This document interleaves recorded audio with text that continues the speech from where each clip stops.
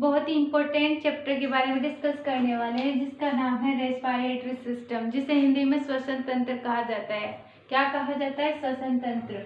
अब हम इसे पढ़ने से पहले हम इसके स्मॉल इंट्रोडक्शन के ऊपर चलेंगे।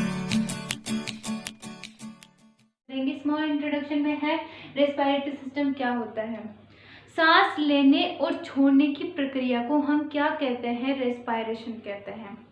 और सिस्टम यानी जिसके अंदर अलग अलग ऑर्गन पार्ट्स क्या करते हैं? पार्टिसिपेट करते हैं, उसे सिस्टम कहा जाता है, यानी तंत्र। तो ये हमारी सांस लेने की और छोड़ने की प्रक्रिया के अंदर जो organ, different types of organs participate करते हैं, उसी को हम क्या कहते हैं? रेस्पिरेटरी सिस्टम कहते हैं। क्या कहते हैं? Respiratory system. तो अब हम चलते हैं कि इसमें मतलब ये कौन कौन सी चीज़ों के लिए रेस्पॉन्सिबल होता है। ये दो चीज़ों के लिए रिस्पॉन्सिबल होता है, हीट प्रोड्यूस करने के लिए और एनर्जी प्रोड्यूस करने के लिए। किसके क्या क्या प्रोड्यूस? एनर्जी और हीट प्रोड्यूस करने के लिए। हीट और एनर्जी प्रोड्यूस कैसे होगी? जब हमारी बॉडी के अंदर फूड मॉलिक्यूल्स एंटर करते हैं तो उनके साथ क्या है, जब वो डाइजेस्टिव सिस्टम में जाते हैं तो स्मॉल मॉलिक्यूल्स में टूटते हैं। ये हमें पता था, पिछले वाले वीडियो में हम डाइजेस्टिव सिस्टम में पढ़ा था कि जो हमारे अंदर लार्ज मॉलिक्यूल्स होंगे फूड के, वो कहाँ टूटेंगे? डाइजेस्टिव सिस्टम में स्मॉल मॉलिक्यूल्स के अंदर टूट जाएंगे और वहाँ से स्मॉल इंटेस्टाइन क्या है, उन्हें एब्जॉर्ब करेगी। तो एब्जॉर्ब करके आगे लेके कहाँ जाएगी? आगे उन्हें ब्लड कैपिलरीज में पहुँचाएंगी, सेल्स में पहुँचाएंगी, यहाँ पहुँचाएंगी। तो ठीक है, कहाँ पहुँचाएंगी? हमारी ब्लड में पहुँचाएंगी। कहाँ पहुँचाएंगी? स्मॉल मॉलिक्यूल्स की एनर्जी को, मतलब स्मॉल मॉलिक्यूल्स को कहाँ पहुँचाएंगी? स्मॉल मॉलिक्यूल्स को हमारे ब्लड में पहुँचाएंगे। कहाँ? ब्लड में। ब्लड में हमारे क्या होता है? ब्लड में हमारे O2 प्रेजेंट होता है। क्या प्रेजेंट होता है? O2 प्रेजेंट होता है और स्मॉल मॉलिक्यूल्स भी वहाँ चले जाएंगे। स्मॉल मॉलिक्यूल्स के साथ ये क्या है, ये दोनों जब जुड़ेंगे तो क्या करेंगे? एनर्जी प्रोड्यूस करेंगे। क्या करेंगे? एनर्जी प्रोड्यूस करेंगे। एनर्जी प्रोड्यूस करेंगे और एनर्जी कहाँ भेजेंगे? सेल्स के अंदर। तो ये क्या है? O2 कहाँ से आया? O2 हमारे रेस्पिरेटरी सिस्टम से आया। रेस्पिरेशन करते समय हमारे O2 आया तो कहाँ है? यहाँ पर जो स्मॉल मॉलिक्यूल्स के साथ जुड़ा एनर्जी के लिए रेस्पॉन्सिबल हो गया। और हमारी जब ये एनर्जी बनती है तो साथ साथ में क्या निकलती है? हीट भी निकलती है हमेशा। तो हीट भी क्या करती है? प्रोड्यूस होती है। किसके साथ? एनर्जी के साथ। आपको पता होगा कभी कोई जो भी कोई आदमी है, कोई सांस नहीं ले पा रहा है तो उसकी हमेशा कभी भी हथेलियों को टच करके देखना, क्या होगी? ठंडी रहेगी। सांस नहीं लेगा तो ऑक्सीजन क्या है, उसके अंदर प्रेजेंट नहीं होगा, और ऑक्सीजन प्रेजेंट नहीं होगा तो उसे एनर्जी और क्या है, हीट मिलेगी नहीं, तो गर्म उसका टेम्परेचर कैसे होगा? तो हमेशा उसकी हथेलियाँ क्या होंगी? ठंडी होंगी। जब वो सांस नहीं ले पाएगा या सांस नहीं ले रहा होगा तो कभी जैसे कोई आदमी खत्म हो जाता है यानी डेड हो जाता है तो उसके बाद में उसके पूरा शरीर ठंडा पड़ने लगता है। क्योंकि वो ऑक्सीजन यानी रेस्पिरेशन कर ही नहीं रहा है, रेस्पिरेटरी सिस्टम उसका काम ही नहीं कर रहा है, तो उसका ऑक्सीजन कुछ भी उसके ब्लड में क्या है? प्रेजेंट ही नहीं है, तो उसके हथेलियाँ सारा शरीर क्या हो जा रहा है? ठंडा। तो ये थी हमारी एनर्जी और हीट के बारे में बात। अब ये क्या है, हमारी जो रेस्पिरेशन है वो एक कैटाबॉलिक रिएक्शन है। कैटाबॉलिक रिएक्शन कैसे है? कैटाबॉलिक यानी क्या होता है? यानी दो चीजों का टूटना। कैटाबॉलिक मतलब होता है दो चीजों का टूटना, और इसी का भाई है एक एनाबॉलिक। क्या है? इसी का भाई है एनाबॉलिक नाम का। क्या नाम है? एनाबॉलिक नाम का। और उसका मतलब होता है दो चीजों का जुड़ना। क्या होता है? दो चीजों का जुड़ना। दो चीजों का जुड़ना। दो चीजों का जुड़ना क्या होता है? इसी का भाई है एक एनाबॉलिक। वो क्या है? दो चीजों को जोड़ने का काम करता है। और कैटाबॉलिक क्या है? दो चीजों को टूटने का काम करता है। और इन्हीं दोनों के जो भी क्या पिता या माँ है वो क्या है? मेटाबॉलिक। यानी जहाँ ये दोनों प्रेजेंट होंगे उसे क्या बोलेंगे हम? Metabolic reaction. और जहाँ टूटने का काम होगा उसे हम कैटाबॉलिक रिएक्शन कहेंगे, और जहाँ जुड़ने का काम होगा उसे एनाबॉलिक रिएक्शन कहेंगे। तो हमारा रेस्पिरेशन क्या है? हमारा रेस्पिरेशन है क्या है? Catabolic reaction. इसके अंदर टूटने का काम होता है। तो इसके अंदर क्या होता है? जब हमारी स्मॉल मॉलिक्यूल्स क्या है ब्लड के अंदर प्रेजेंट होते हैं, उसके अंदर ऑक्सीजन जाता है, यानी सेलुलर रेस्पिरेशन भी कह सकते हैं हम इसे। सेलुलर रेस्पिरेशन भी कह सकते हैं। जहाँ भी हमारे क्या होगा, हमारे स्मॉल मॉलिक्यूल्स टूटेंगे कहाँ में? ब्लड में, और हमें एनर्जी का प्रोवाइड होगा, हमें एनर्जी प्रोवाइड होगी, तो उसी को हम क्या बोलेंगे? कैटाबॉलिक रिएक्शन बोलेंगे। यानी रेस्पिरेशन हमारे किसके लिए रिस्पॉन्सिबल है? कैटाबॉलिक रिएक्शन के लिए हमारे क्या है? रेस्पिरेशन हमारे लिए इम्पोर्टेंस है। तो अब हम चलते हैं इसके प्रोसेस ऑफ रेस्पिरेशन पे। यानी जो प्रोसेस ऑफ रेस्पायरेशन है वो हमारे 3 स्टेप में चलती है। क्या चलती है? 3 स्टेप के अंदर चलती है। 3 स्टेप के अंदर चलती है। पहली स्टेप है हमारे external respiration, internal respiration and pulmonary respiration. कौन कौन सी है? External respiration, internal respiration and pulmonary respiration. अब हम इन तीनों के बारे में पढ़ते हैं कि इन तीनों में क्या क्या। अब हम चलते हैं एक्सटर्नल रेस्पायरेशन को समझने। एक्सटर्नल रेस्पायरेशन का मतलब है जो भी हमारे ऑक्सीजन है वो हमारे लंग से कहाँ जाती है? हमारे लंग से ब्लड के अंदर जाती है, उसी को हम एक्सटर्नल रेस्पायरेशन कहते हैं। कहाँ से? लंग से ब्लड के अंदर हमारी क्या जाती है? ऑक्सीजन। ऑक्सीजन जाती है और CO2 वापस आता है। क्या होता है? CO2 वापस आता है, ऑक्सीजन जाती है। कहाँ से कहाँ तक? लंग से ब्लड तक। दूसरा है हमारा इंटरनल रेस्पायरेशन। इंटरनल रेस्पायरेशन यानी ब्लड से अंदर जाती है, अंदर कैपिलरीज,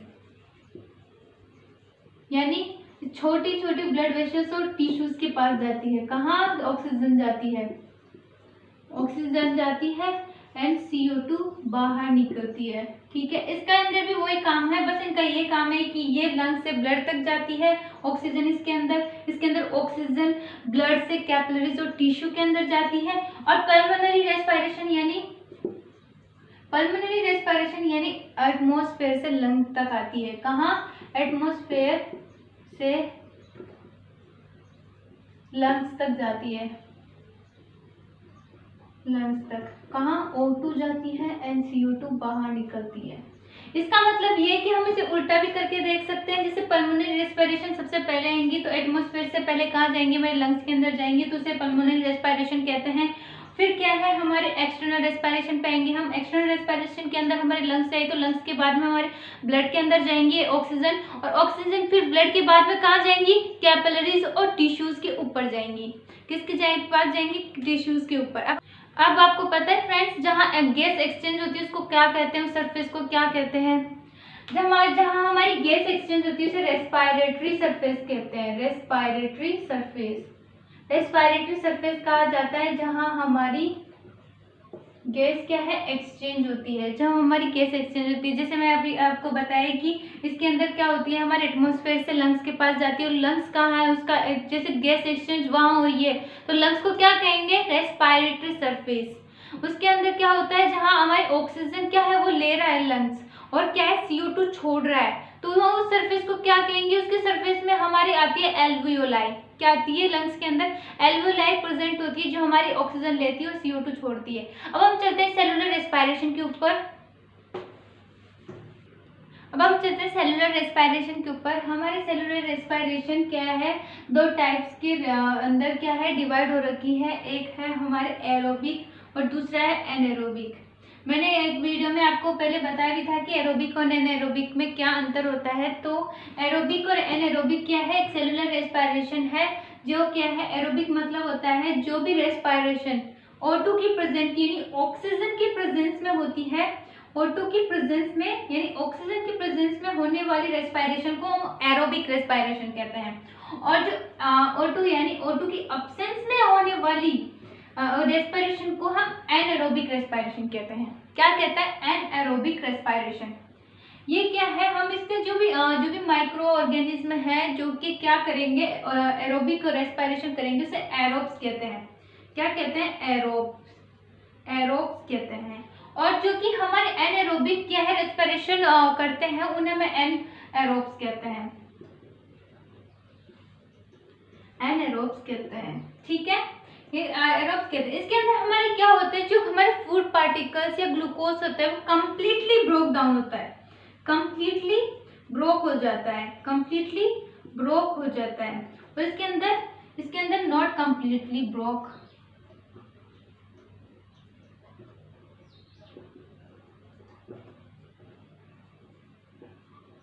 इसके अंदर इसके एग्जाम्पल है कौन कौन से? प्लांट और एनिमल्स, जिसके अंदर ऑक्सीजन प्रेजेंस होगी और वो रेस्पिरेशन करेगा ऑक्सीजन की प्रेजेंस में, उसे एरोबिक कहा जाएगा। और जो कि ना करेगा उसे क्या बोला जाएगा? एनारोबिक। इसके अंदर प्लांट्स और एनिमल्स आते हैं किसके अंदर? एरोबिक के अंदर, जो कि क्या करते हैं? ऑक्सीजन की प्रेजेंस में रेस्पिरेशन करते हैं, और उनके पास ऑक्सीजन नहीं होगी तो बेचारे मर जाएंगे, ऊपर चले जाएंगे, और उन्हें हम बोलेंगे मर गया राम राम सकते हैं। अब हम चलते हैं दूसरे के ऊपर। इसके एग्जाम्पल कौन कौन से हैं? इसके एग्जाम्पल है ईस्ट और बैक्टीरिया, ईस्ट एंड बैक्टीरिया। ये इसके एग्जाम्पल है। जो भी बैक्टीरिया और ईस्ट होते हैं, ईस्ट होती है हमारी जो भी ब्रेड के अंदर ईस्ट डाली जाती है, उससे फुलाई जाती है, उस बैक्टीरिया को हम क्या कहते हैं? ईस्ट कहा जाता है। यानी ईस्ट और बैक्टीरिया क्या होते हैं हमारे, जो कि हमारे ये ऑक्सीजन की प्रेजेंस में ये बेचारे कभी भी रेस्पिरेशन नहीं कर सकेंगे। ये हमारे हमेशा क्या करते हैं? हमेशा ये ऑक्सीजन की अब्सेंस में ही रेस्पिरेशन करते हैं। ऑक्सीजन की रेस्पिरेशन में यानी इनको ऑक्सीजन की कोई जरूरत नहीं है। ऑक्सीजन खत्म भी हो गई है यहाँ एनवायरनमेंट में, तो तब भी ये जिंदा रह लेंगे और हम चले जाएंगे ऊपर। तो इसको हम फर्मेंटेशन भी दूसरा नाम बोल सकते हैं कि कभी आ जाए फर्मेंटेशन क्या होता है, तो आप बता सकते हैं कि फर्मेंटेशन ऑक्सीजन के अब्सेंस में होने वाली रेस्पिरेशन को हम फर्मेंटेशन कहते हैं। हमारे इस छोटे से वर्ल्ड में, इस छोटे से संसार में बहुत सारे ऑर्गेनिज्म प्रेजेंट होते हैं। मेरे समथिंग अप्रोक्सीमेटली 8.7 मिलियन ये हमें बताए गए हैं कि 8.7 मिलियन ऑर्गेनिज्म प्रेजेंट है हमारे पूरे वर्ल्ड में। और इसमें से बेचारे अभी तक तो 80% अनडिस्कवर्ड है, अभी तक उन्हें खोजा भी नहीं गया। 80% को अभी तक खोजा भी नहीं है हमारे साइंटिस्ट ने। अभी धीरे धीरे खोजेंगे, फिर बताएंगे कि कौन कौन से होते हैं। बट मैंने गूगल से सर्च किया है और खुद भी पता लगाया है कि 8.7 मिलियन समथिंग ऑर्गेनिज्म प्रेजेंट होते हैं। और इन सभी ऑर्गेनिज्म के अंदर अलग अलग टाइप्स के रेस्पिरेशन होते हैं, अलग अलग ऑर्गन्स होते हैं उन्हें रेस्पिरेशन कराने के। तो हम उन्हीं के ऊपर चलते हैं कि उनके रेस्पिरेशन कैसे होता है, उनके कौन कौन से ऑर्गन्स हैं जो कि रेस्पिरेशन करने में रिस्पॉन्सिबल होते हैं। तो चलते हैं फ्रेंड्स हमारे अलग अलग ऑर्गेनिज्म के ऊपर। अब हम चलते हैं उनके ऑर्गन्स के ऊपर जो कि हमारे वर्ल्ड में अलग अलग डिफरेंट क्या है ऑर्गेनिज्म प्रेजेंट होते हैं, उन्हीं के रेस्पिरेटरी ऑर्गन्स के ऊपर चलते हैं। और ये है कुछ इंपॉर्टेंट, जैसे पहले ह्यूमन मतलब मानव।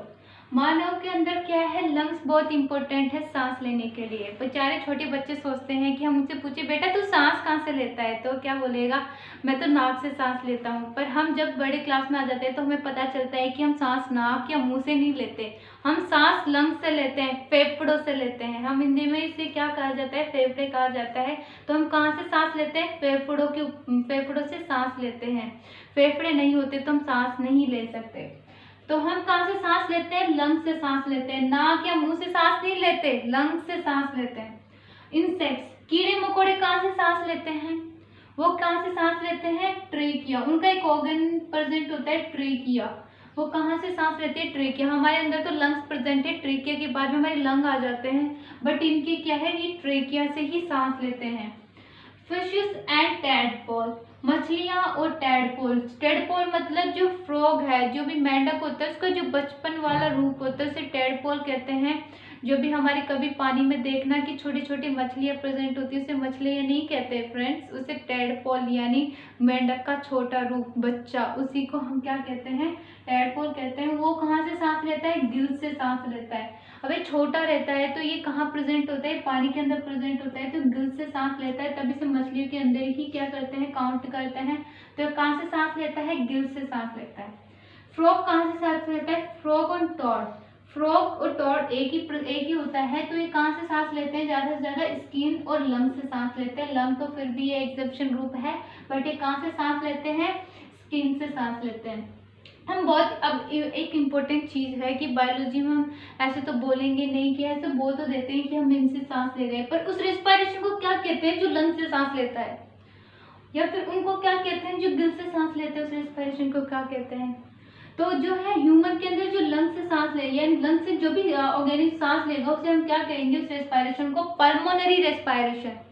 क्या कहा जाता है जब कोई भी एग्जाम में आ जाए कि पल्मोनरी रेस्पिरेशन क्या है, या फिर आ जाए लंग से सांस लेने वाली रेस्पिरेशन को क्या कहते हैं, तो हम बताएंगे पल्मोनरी रेस्पिरेशन। क्या बताएंगे? Pulmonary respiration. फिर हम आएंगे गिल से सांस लेने वाले रेस्पिरेशन को क्या कहेंगे? Bronchioles respiration. क्या कहेंगे? ब्रोंक्यूल्स रेस्पिरेशन, ब्रोंक्यूल्स रेस्पिरेशन कहेंगे। और स्किन से सांस लेने वाले क्या कहेंगे? Cutaneous respiration. कुटानियस एक ग्लैंड होती है जो स्किन के अंदर प्रेजेंट होती है, उसी को हम कुटानियस ग्लैंड कहते हैं। और उसी से हम याद कर सकते हैं कि कुटानियस रेस्पिरेशन होता है किसे? मैंने स्किन वाला वीडियो बनाया था, उसके अंदर कुटानियस ग्लैंड्स के बारे में बताया होगा, और नहीं बताया तो मैं इसे अलग से वीडियो में समझा दूंगी कुटानियस ग्लैंड क्या होती है। तो अब हम अभी तो देखते हैं कि स्किन वाले सांस लिए, जो स्किन से सांस लेते हैं ऑर्गेनिज्म, उस रेस्पिरेशन को हम क्या कहते हैं, कुटानियस रेस्पिरेशन। अब हम चलते हैं कि ह्यूमन रेस्पिरेशन के ऊपर। अब हम चलते हैं किसके ऊपर, ह्यूमन रेस्पिरेशन के अंदर। ह्यूमन रेस्पायरेट कैसे करता है, उसके अंदर रेस्पिरेटरी सिस्टम का क्या है, कैसे रेस्पिरेशन उसके अंदर कौन से टाइप से लिया जाता है, कौन कौन सा पार्ट उसके अंदर पार्टिसिपेट करता है, अब हमें जानते हैं। चलिए फ्रेंड्स, अब हम चलते हैं ह्यूमन रेस्पिरेटरी सिस्टम के ऊपर। ह्यूमन रेस्पिरेटरी सिस्टम यानी जिसके अंदर हवा का आना जाना लगा रहता है, उसी को रेस्पिरेशन कहा जाता है। अभी बताया सांस की लेने की और उसे छोड़ने की प्रक्रिया को हम रेस्पिरेशन कहते हैं। तो यही हम फॉलो करेंगे ह्यूमन के अंदर कि हवा कैसे यानी सांस कैसे लेते हैं और उसे कैसे छोड़ते हैं। और हमें ये जानने के लिए सबसे पहले इसके पार्ट्स के ऊपर चलते हैं। इसका पार्ट्स है, सबसे पहले हम जो भी हवा है यानी एयर है वो कहाँ से एंटर करेगी, एंटर वो करेगी नोज, हमारे नाक से और हमारे मुंह से भी। नाक बंद कर लेंगे तो हम मुंह से भी सांस ले सकते हैं। तो हमारी कहाँ से एंटर करेगी हवा यानी एयर, कहाँ से एंटर करेगी, नाक से एंटर करेगी, नाक फिर कहाँ जाएगी, उसके बाद में नेजल चेम्बर के अंदर। नेजल चेम्बर हमारे मुंह और नाक में एक छोटा सा ऊपर सा एक पाइप है, छोटा सा, उसे नेजल चेम्बर कहा जाता है। यानी नाक के बाद में जो एक चेम्बर प्रेजेंट होता है उसे हम नेजल चेम्बर कहेंगे। और नेजल चेम्बर के बाद में एक फेरिंग्स आती है। फेरिंग्स यानी छोटा सा ट्यूब, उससे हमारी क्या है, फेरिंग्स यानी उसके अंदर से हमारी हवा क्या है, थोड़ा सा आगे पास होती है, वैसे एक छोटा सा ट्यूब होता है जो हवा पास करने का काम करता है। फिर उसके बाद में है लैरिंग्स हमारे वॉइस बॉक्स प्रेजेंट होता है। जो भी मैं बोल रही हूँ वो लैरिंग से बोल रही हूँ, अब मैं फेरिंग से बोल नहीं सकती, मैं तो ओनली लैरिंग से बोल सकती हूँ। तो हमारे लैरिंग्स के अंदर क्या है, वॉइस बॉक्स, यानी सभी के अंदर हमारे जो भी ह्यूमंस है उनके अंदर वॉइस बॉक्स कहाँ प्रेजेंट होता है, हमारा वॉइस बॉक्स प्रेजेंट होता है लैरिंग्स के अंदर। जैसे मैं यहाँ दबाऊंगी तो मेरे थोड़ा थोड़ा ऐसे बहुत अजीब सी आवाज़ आएगी, ऐसे मोटी मोटी सी आवाज़, तो ये लैरिंग्स प्रेजेंट होती है जहाँ हमारा वॉइस बॉक्स प्रेजेंट होता है। अब उसके बाद हम चलते हैं ट्रेकिया। ये एक ट्यूब होती है जो कि हमारे पास हवा को पास करने के लिए काम करती है, और इसके अंदर एक सी टाइप का कार्टिलेज प्रेजेंट होता है। यानी कार्टिलेज मतलब बोन, सी शेप का बोन प्रेजेंट होता है जिसके अंदर से हवा पास होती है। और ये सी शेप की कार्टिलेज क्यों प्रेजेंट होती है मैं अभी आपको बताती हूँ। पहले हम इसके पार्ट्स पढ़ लें, फिर कहाँ जाएंगी, ट्रेकिया के बाद में हवा जाएगी ब्रोंकाई के अंदर। ब्रोंकाई यानी ट्रेकिया जब दो पार्ट में से डिवाइड होता है बाद में जाके, ऐसे पहले सीधा रहता है फिर ऐसे, तो इसे हम ब्रोंकाई बोलते हैं। क्या बोलते हैं, ब्रोंकाई। फिर ब्रोंकाई के बाद में जाएगी ब्रोंक्यूल्स, यानी ब्रोंकाई का छोटा रूप किसे कहते हैं, ट्रेकिया दो में डिवाइड हुआ तो ब्रोंकाई डिवाइड हुआ बहुत सारे में, जैसे ब्रोंक्यूल्स कहते हैं। क्या कहते हैं, ब्रोंक्यूल्स। जैसे ये दो में डिवाइड हुआ तो ये चार में डिवाइड हो जाएगा, किसमें, चार में, तो इसे क्या कहेंगे हम, ब्रोंक्यूल्स। ब्रोंक्यूल्स क्या होता है, यानी ब्रोंकाई का ज्यादा रूप में डिवाइड होने वाले को हम ब्रोंक्यूल्स कहते हैं, ब्रोंक्यूल्स। उसके बाद में हमारे क्या, एल्वियोलाई। क्या है, एल्वियोलाई आती है, यानी ये गुब्बारे प्रेजेंट होते हैं फिर ब्रोंकाई के आगे, जहाँ हमारी जो ऑक्सीजन है या हमारी एयर है वो हमारी क्या है, एक्सचेंज होती है। ऑक्सीजन बेचारा वो रख लेता है और CO2 को बेचारे को बाहर निकाल देता है। कौन काम करता है, ये एल्वियोलाई काम करती है। इसके अंदर बहुत सारे एल्वियोल डक्ट ऐसे प्रेजेंट होते हैं, बट हम इसमें भी सिंपली एल्वियोलाई पढ़ेंगे। फिर एल्वियोलाई के बाद में हमारी हवा कहाँ जाती है, हवा नहीं, अब इसके बाद में क्या होगी, ऑक्सीजन। क्योंकि हवा में तो यहीं पर क्या है, हमारी एक्सचेंज हो गई, बेकार हवा को ये बाहर निकाल देता है और जो भी काम का होता है उसे अंदर रख लेता है। तो ये ऑक्सीजन को कहाँ भेजेगा, फिर ब्लड के अंदर, ठीक है, ब्लड खून के अंदर भेजेगा। अब इसे हम ग्लोबुलिन, इसके अंदर क्या है, हेमोग्लोबिन, इसे हम हेमोग्लोबिन बोलते हैं। जब ऑक्सीजन इसके अंदर क्या होता है, जुड़ जाता है तो ऑक्सी हेमोग्लोबिन बन जाता है। ऑक्सी हेमोग्लोबिन क्या है, वो बन जाता है। फिर वो कहाँ ऑक्सीजन को भेजता है, सेल्स के पास भेजता है जो कि सेलुलर रेस्पिरेशन करती है। तो ये है इसके पार्ट्स, जो कि कहाँ कहाँ ऑक्सीजन जाती है, एयर कहाँ तक जाती है और ऑक्सीजन कहाँ चली जाती है, ये मैंने बताई है। अब हम पढ़ते हैं पहले नोज के अंदर क्या क्या प्रेजेंट होता है, हवा को कैसे आगे भेजता है। नोज के अंदर हमारे म्यूकस प्रेजेंट होता है, जो कि क्या है, जो भी हमारे जो भी कंकड़ जो भी हवा में छोटे छोटे पार्टिकल्स आ जाते हैं धूल भरी, जिससे हमारे एलर्जी के टाइप के हमारे म्यूकस के अंदर एलर्जी कर देता है। हमें नाक में जब भी छींक वीक आती है तो किसकी वजह से होता है, जो भाई हवा के अंदर ये दूषित पार्टिकल्स होते हैं ना, पॉल्यूटेंट पार्टिकल्स, वो क्या करता है, हमारे अंदर नाक के अंदर एक म्यूकस प्रेजेंट होता है, चिपचिपा पदार्थ प्रेजेंट होता है, जो कि क्या करता है, धूल भरी मिट्टी को खुद के पास चिपका लेता है और हवा को अंदर भेज देता है। तभी तो हमारे सर्दी में नाक बहता है, क्योंकि वो क्या करता है, तब वो है ना हमारी टेम्परेचर की वजह से वो बेचारा बहने लगता है और बाहर टेम्परेचर कम होता है और हमारा टेम्परेचर ज़्यादा होता है। कितना होता है, 98.3 फ़ारेनहाइट होता है, 937 डिग्री सेल्सियस होता है। तो यही क्या है, इसका हमारे नाक के अंदर क्या है, ये सर्दियों में बहाने लगता है, गर्मियों में बेचारा जिमाता रहता है और क्या करता है, सर्दियों से बाहर निकलने का काम करता है। अब ये क्या है, इसके अंदर म्यूकस प्रेजेंट होता है और ये हमारे हवा को क्या करता है, प्यूरिफाई करने का काम करता है। नेजल चैम्बर एक चैम्बर होता है जो हवा को आगे पास करता है। फेरिंक्स क्या है, हमारे हवा को पास करने का काम करता है। ये क्या करता है, हमारे फेरिंक्स के अंदर हमारे दो ऐसे होते हैं कि एक होता है जिसके अंदर से फूड भी पार्ट कर मतलब फूड भी निकलता है और क्या है, हमारा हवा भी निकलती है। एक ट्यूब है जिसके अंदर से हमारे फूड और हवा दोनों निकलने का काम करते हैं। बस ये क्या है, ये हमारे जो भी हमारे रेस्पिरेटरी सिस्टम यानी ट्रेकिया के अंदर स्टॉपेज लगा के रखता है, ओसोफेगस के अंदर स्टॉपेज लगा के रखता है। इससे पता चलता है कि खाना आ रहा है तो वो ओसोफेगस का ढक्कन हटा देता है, या फिर इसे पता चलता है हवा आ रही है तो ये ट्रेकिया का ढक्कन हटा देता है। तो इस तरह से काम करता है, ढक्कन लगा के काम करता है। गुलेट एंड एपिग्लोटिस होता है इसका नाम। तो ये तो हमारे हाई क्लासेस में बता जाता है, ये मैं बातें बता दूंगी फेरिंक्स को अलग से लेके। अब हम चलते हैं लैरिंक्स। लैरिंक्स मैंने आपको अभी बताया कि इसके अंदर वॉइस बॉक्स प्रेजेंट होता है, जो कि हमारी आवाज़ को प्रोड्यूस करने के लिए रेस्पॉन्सिबल होता है। ट्रेकिया, ट्रेकिया के अंदर हमारे सीट शेप के कार्टिलेज प्रेजेंट होते हैं, बोन प्रेजेंट होते हैं। ये क्या काम करते हैं, जब हमारी हवा जाती है तो हमारी हवा जाने पर ये सीधा रहता है, और कभी कभी ऐसा हो जाए कि हवा जा ही नहीं रही तो सिकुड़, ऐसे इसके अंदर बोन नहीं होगी तो सिकुड़ जाएगा।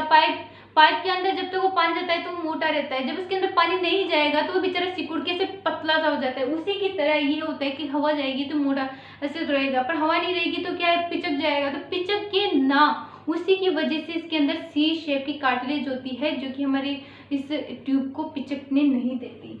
अब हम चलते हैं ब्रोंकाई। ब्रोंकाई इसके बाद में आती है, जो कि मैंने आपको बताया दो टाइप में डिवाइड होती है। ये लंग्स अपने,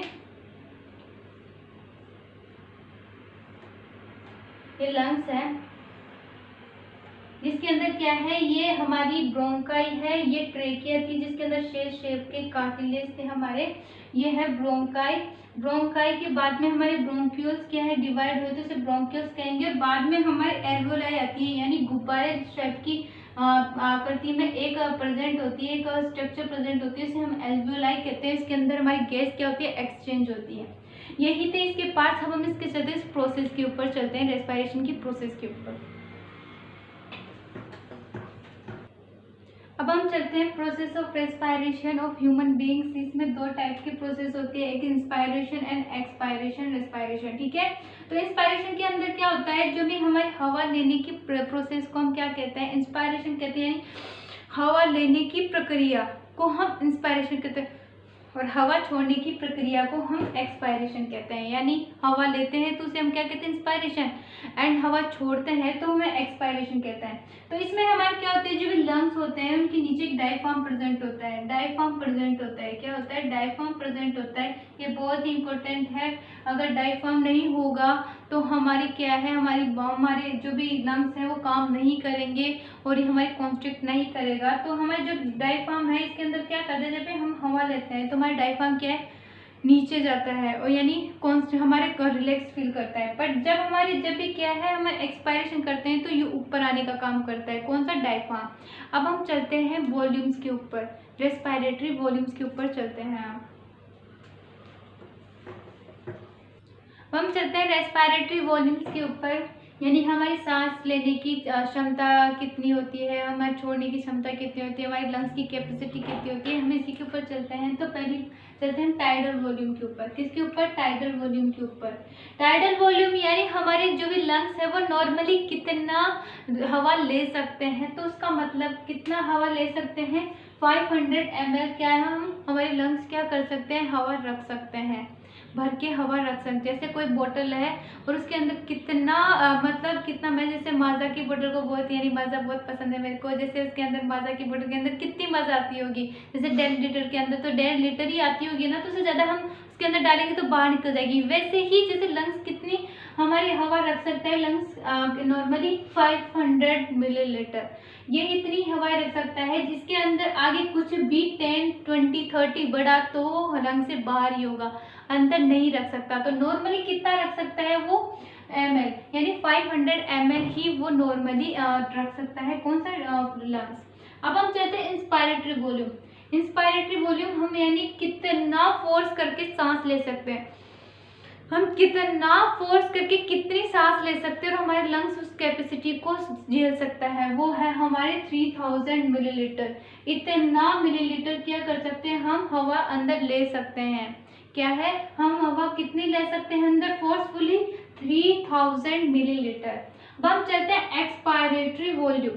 एक्सपायरेटरी वॉल्यूम यानी हम कितनी फोर्सफुली सांस छोड़ सकते हैं, यानी कितनी सांस यानी हवा बाहर निकाल सकते हैं, 1100 मिलीलीटर, यानी 1100 मिलीलीटर ही हम हवा निकाल सकते हैं बाहर, इससे ज़्यादा हम नहीं निकाल सकते। इससे ज़्यादा हम निकालेंगे तो हमारी जो भी पूरी शक्ति है, पूरी एनर्जी है, पूरी बाहर आ जाएगी, क्योंकि हम इससे ज़्यादा क्या है, हमारी हवा बाहर नहीं निकाल सकते। इतनी ही नॉर्मली हम हवा बाहर निकाल सकते हैं। अब टोटल लंग कैपेसिटी, हमारा लंग यानी हमारी जो फेफड़ों की कैपेसिटी पूरी कितनी होती है, मतलब कितनी होती है, 5800 मिलीलीटर। हमारी लंग्स की कैपेसिटी इतनी ही होती है कि 5800 मिलीलीटर। अब हम चलते हैं कि नॉर्मली चीज़ें कि हमारे रेस्पिरेटरी सिस्टम में नॉर्मली क्या होता है, वो हमारे कि क्या बहुत ही ज़रूरी होता है, इंपॉर्टेंट होता है इनका जानना। तो हम चलते हैं उन्हीं के ऊपर। ये कुछ इम्पोर्टेंट सेंटेंस है जो कि हमारे इम्पोर्टेंट वर्ड्स है जो कि हमारी इम्पोर्टेंट है रेस्पिरेटरी सिस्टम के अंदर, यानी रेस्पिरेशन रेट कितनी, हम कितनी बार सांस ले सकते हैं पर मिनट में। हम है ना 16 से 20 टाइम हम सांस ले सकते हैं, छोड़ सकते हैं 1 मिनट में। कितनी, 16 से 20 बार हम सांस ले सकते हैं और छोड़ सकते हैं 1 मिनट में। दूसरा है रेस्पिरेशन सिस्टम किससे कंट्रोल होता है हमारी बॉडी में, कौन कंट्रोल करता है हमारी बॉडी में रेस्पिरेशन सिस्टम को। हमारी बॉडी में हमारे रेस्पिरेशन सिस्टम को मेडुला ऑब्लेंगेटा, कौन, मेडुला ऑब्लेंगेटा हमारी बॉडी में हमारे रेस्पिरेशन सिस्टम को कंट्रोल करता है। मेडुला ऑब्लेंगेटा हमारे ब्रेन में प्रेजेंट होता है। कहाँ प्रेजेंट होता है, हमारे ब्रेन में प्रेजेंट होता है। तो कहाँ ये क्या करता है, हमारे रेस्पिरेशन रेट को, क्या रेस्पिरेशन सिस्टम को क्या करता है, कंट्रोल करने का काम करता है, कौन, मेडुला ऑब्लेंगेटा। ऑब्लेंगेटा क्या करता है, मेडुला ऑब्लेंगेटा ही हमारे रेस्पिरेशन सिस्टम को कंट्रोल करने का काम करता है। अब क्या है, रेस्पिरेशन रेट को कौन मेजर करता है, कौन सा इंस्ट्रूमेंट है जो कि हमारे रेस्पिरेशन सिस्टम को या रेस्पिरेटरी रेट को कौन हमारे मेजर कर सकता है, स्पायरोमीटर। कौन कर सकता है, स्पायरोमीटर। तो इसका दूसरा नाम है वी मैक्स एंड कोरेजा। क्या है, वी मैक्स एंड कोरेजा। अब हम अगले वीडियो में इनके डिजीज के बारे में पढ़ेंगे। रेस्पिरेशन सिस्टम्स में हमारे कौन कौन सी डिजीज होती है, रेस्पिरेटरी सिस्टम में हमारे कौन किसकी डेफिशिएंसी कौन सी डिजीज ऑक्यूर होती है, हम अगले वाले वीडियो में पढ़ेंगे। If you like our video please share and subscribe. If you got any problem please comment us and don't forget to subscribe us. Thank you so much.